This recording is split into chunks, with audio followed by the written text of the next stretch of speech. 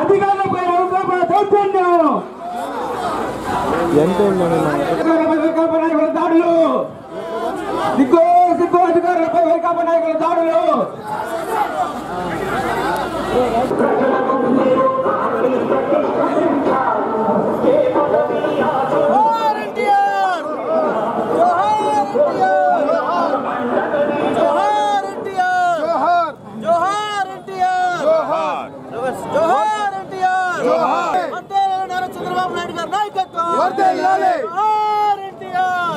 ప్రజలకు కావాల్సిన చట్టాలని అటు పార్లమెంట్లో కానీ అసెంబ్లీలో కానీ ప్రజల చేత ఎన్నుకున్నటువంటి వారు తయారు చేస్తారు.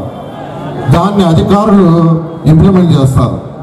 అధికారుల బాధ్యత ఏంటంటే ఆ చట్టాలను ఇంప్లిమెంట్ చేయడం వరకే. అయితే ఈరోజు మన శాసనసభ్యులు, నెల్లూరులో ఉన్న శాసనసభ్యులు ఆ చట్టాలని ఏదైతే అసెంబ్లీలో చట్టాలు చేశారో ప్రజల చేత ఎన్నుకోబడిన శాసనసభ్యులు తయారు చేసిన చట్టాలని వాళ్ళే అతిక్రమిస్తున్నారు. ఇది ప్రజాస్వామ్యంలో తగదు. ప్రజాస్వామ్యంలో ప్రజల చేత ఎన్నుకోబడిన వ్యక్తులు తయారు చేసిన చట్టాలను ఎవరైనా పాటించాల్సిందే.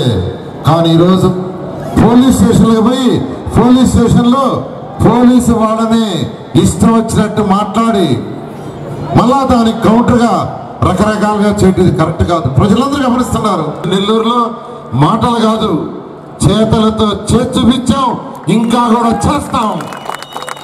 నెల్లూరుని ముఖ్యమంత్రి గారు ఏదైతే స్మార్ట్ సిటీ డిక్లేర్ చేశారో 100కి 100 అది స్మార్ట్ సిటీ అయిపోతుంది. అందుకే వీళ్ళకి ఉడుకు పుడుతుంది, భయం వేస్తుంది.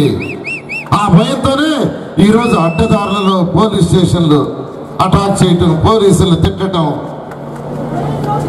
ఓట్లు తొలగించడం, ఇవన్నీ అరాచకాలకి వైఎస్ఆర్సీపీ పార్టీ అంటేనే ఈరోజు అందులో ఉండే వాళ్ళందరూ 11 కేసుల్లో జగన్మోహన్ రెడ్డి గారే ఉన్నారు. అందులో ఉండేవాళ్ళు కూడా అదే పద్ధతి ఈరోజు తయారయ్యింది. ఈరోజు మనమందరం కూడా ధైర్యంగా గర్వంగా ప్రజల ముందుకు పోయే పరిస్థితి మన ముఖ్యమంత్రి మనకు కల్పించారు. పనులు చేశాం, సంక్షేమం చేశాం, ఎక్కడ కూడా లోటు రాకుండా పెద్ద ఎత్తున జిల్లాలో మన నగరంలో అభివృద్ధి జరిగింది. అందరికీ పెన్షన్లు ఇచ్చాం, ఇళ్ళు కావాలన్న వాళ్ళకంతా ఇళ్ళు ఇచ్చాం, రేషన్ కార్డులు ఇచ్చాం, గ్యాస్ కనెక్షన్లు ఇచ్చాం, చంద్రన్న బీమా ఇచ్చాం. ఇట్లా అనేక కార్యక్రమాలు చేసి మనం ముందుకు పోతూ ఉన్నాం. గత 5 సంవత్సరాల్లో నెల్లూరులో శాంతి భద్రతలను రక్షించాం. ఎక్కడ కూడా చిన్న గొడవ జరగకుండా మనం చూసుకున్నాం. ఈరోజు 2 అంశాల మీద మనం కలుసుకున్నాం ఇక్కడ.